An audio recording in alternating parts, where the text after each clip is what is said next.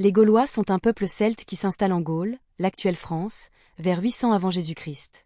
Contrairement aux idées reçues, ils ne sont pas un peuple unique mais une multitude de tribus. Les Éduans en Bourgogne, les Arvernes en Auvergne, les Parisi à Paris, les Rèmes en Champagne.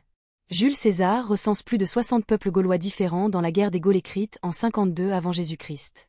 La Gaule compte environ 10 millions d'habitants au 1er siècle avant Jésus-Christ, soit plus que l'Italie romaine. Les Gaulois sont de grands guerriers réputés dans tout le monde méditerranéen. En 390 avant Jésus-Christ, le chef gaulois Brennus met à sac Rome et prononce la phrase célèbre « Va victi, malheur aux vaincus ». La société gauloise s'organise en 3 classes bien distinctes. Au sommet, les druides sont les prêtres, les juges, les médecins et les enseignants. Ils suivent une formation de 20 ans et transmettent leur savoir uniquement à l'oral, interdisant l'écriture pour préserver leurs secrets. Les druides se réunissent une fois par an en forêt pour élire leur chef suprême. La deuxième classe comprend les nobles et les chevaliers qui combattent à cheval ou sur des chars de guerre. Vercingétorix, né vers 80 avant Jésus-Christ, est un noble arverne. La troisième classe regroupe le peuple, artisans, agriculteurs, commerçants. Les femmes gauloises possèdent des droits étonnants pour l'époque. Elles peuvent hériter, divorcer et participer aux assemblées. Certaines deviennent même druidesses. Les Gaulois excellent dans l'artisanat, particulièrement la métallurgie. Ils inventent le tonneau en bois cerclé de fer versant avant Jésus-Christ, révolutionnant le transport du vin et de la bière. Ils créent également la charrue à roues et le soc en fer qui améliorent considérablement l'agriculture. Leurs forgerons fabriquent des épées en fer de qualité exceptionnelle, longues de 80 à 90 cm.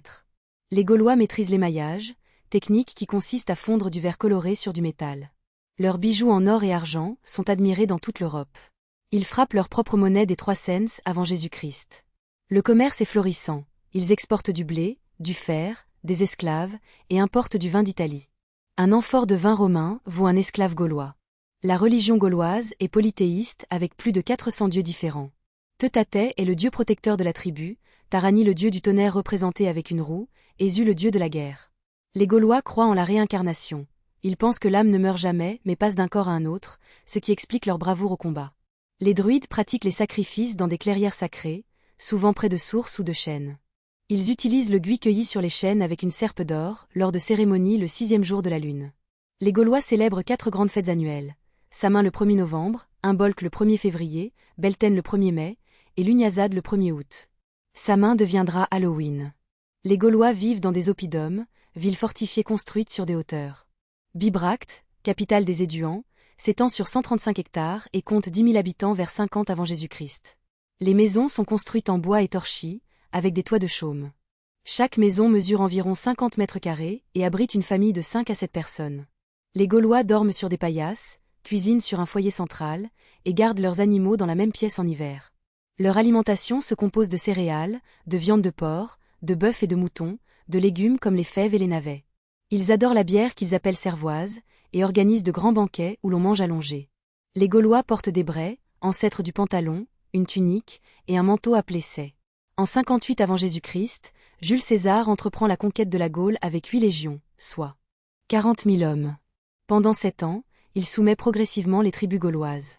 En 52 avant Jésus-Christ, Vercingétorix, jeune chef arverne de 28 ans, réussit l'exploit d'unir les tribus gauloises contre Rome.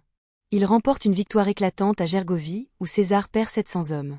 Mais à Alésia, Vercingétorix et ses 80 000 guerriers sont assiégés par 60 000 Romains, qui construisent 35 km de fortifications en seulement 6 semaines. Affamés, les Gaulois capitulent. Vercingétorix se rend pour sauver son peuple.